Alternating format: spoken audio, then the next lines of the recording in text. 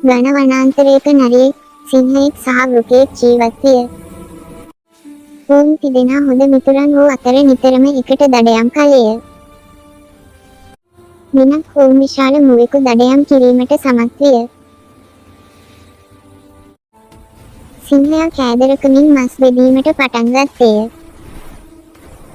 ඔහු වැඩිම කොටස තමාටගෙන වෘකයාට ටිකක් දී නරියාට ඉතා කුඩා කොටසක් දුන්නේය. නරියා සිංහයාගේ අසාධාරණ ක්‍රියාව ගැන කෝපයෙන් සිටියත් නිහඬ විය. වසුදා නරියා කෑම සොයමින් ගොස් විශාල මී වදයක් සොයාගත්තේය. ඔහු වහාම සිංහයාට සහ වෘකයාට ඒ ගැන දැනුම් දුන්නේය.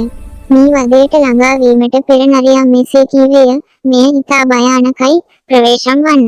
සිංහයා සහ වෘකයා ඔහුගේ වචන නොසලකා කෑදරකමින් මී වදයට කඩා වැදුණහ. කෝපයට පත් මී මැස්සන් ඔවුන් දෙදෙනාටම දරුණු ලෙස දෂ්ට කළහ. වේදනාවෙන් කෑගසමින් ඔවුන් දෙදෙනාම පලා ගියහ. නරියා ඈත සිට සියල්ල බලා සිටි අතර පසුව සෙමින් ගොස් මී වදය ආරක්ෂිතව ගත්තේය. ඔහු සිංහයාට සහ වෘකයාට කුඩා කොටසක් දී මෙසේ කීවේය, කෑදරකමේ ප්‍රතිඵලය මෙයයි. කෑදරකම හා අසාධාරණය කරන අයට අවසානයේදී තමන්ගේම පාඩමක් ලැබේ.